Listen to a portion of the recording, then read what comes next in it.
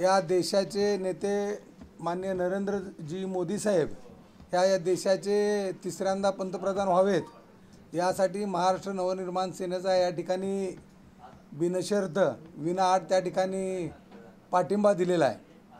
आणि हा पाठिंबा देताना माननीय राजसाहेबांनी मोदी साहेबांकडून काही अपेक्षा व्यक्त केल्या होत्या। त्या अपेक्षा अशा आहेत की आपल्या महाराष्ट्राची जी मातृभाषा मराठी आहे या मराठी भाषेला अभिजात भाषेचा दर्जा मिळावा। छत्रपती शिवाजी महाराजांचं स्मारक जे अरबी समुद्रामध्ये प्रस्तावित आहे ते स्मारक ताबडतोब त्या ठिकाणी उभं करण्यात यावं। त्याचबरोबर महाराष्ट्रात छत्रपती शिवाजी महाराजांनी जे गडकिल्ले बांधले त्या सर्व गडकिल्ल्यांचं संवर्धन या सरकारकडून व्हावं। त्याचबरोबर या महाराष्ट्रातील मराठी तरुण आणि तरुणींना त्या ठिकाणी रोजगार मिळाला पाहिजे, उद्योग मिळाला पाहिजे, काम मिळालं पाहिजे अशा माफक अपेक्षा माननीय राजसाहेबांनी त्या ठिकाणी व्यक्त केल्या होत्या।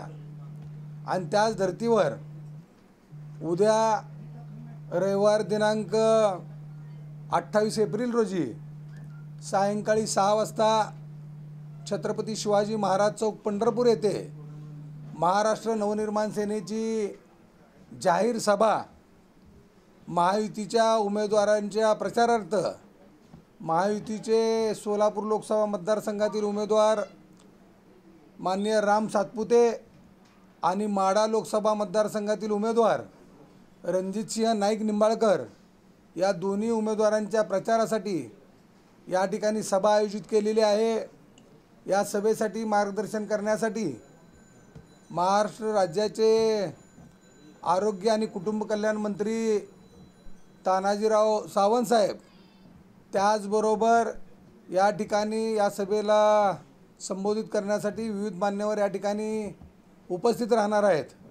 आपल्या माध्यमातून मी पंढरपूर शहर तालुक्यातील या लोकसभा मतदारसंघातील सर्व वडीलधारी मंडळी, तरुण मित्र, माता भगिनी या सर्वांना आवाहन करतोय की आपण या सर्वांनी महाराष्ट्र नवनिर्माण सेनेनं आयोजित केलेल्या या सभेस आपण सर्वांनी उपस्थित राहावे। बापू, आपण आता सांगितले की विनाअट राज ठाकरेंनी मान्यता पाठिंबा दिला आहे, पण गतवेळी राज ठाकरेंनीच भाजपच्या विरोधात प्रचार केला होता। त्याच पद्धतीने आता कुठं कसं आहे की या देशामध्ये माननीय राजसाहेब ठाकरे हे एकमेव नेतृत्व असं आहे की ज्यांना ज्या गोष्टी चांगल्या झालेल्या आहेत त्या सर्व गोष्टींचं राजसाहेब ठाकरे यांनी समर्थन केलेलं आहे। उदाहरणार्थ भारतीय जनता पार्टीच्या माध्यमातून माननीय नरेंद्र मोदी साहेबांनी या देशाचं जे स्वप्न होतं की या ठिकाणी राम मंदिर उभारलं पाहिजे ते राम मंदिर उभारणीचं काम माननीय नरेंद्र मोदी साहेबांनी या ठिकाणी केलेलं आहे। 370 असेल, NRC असेल किंवा 3 तलाक असेल, या सर्व गोष्टींचं अतिशय चांगल्या प्रकारचं त्या ठिकाणी सोडवणूक माननीय नरेंद्रजी मोदी साहेबांनी केलेली आहे। आणि त्यामुळं माननीय राजसाहेब ठाकरे यांनी या ठिकाणी हा पाठिंबा दिलेला आहे।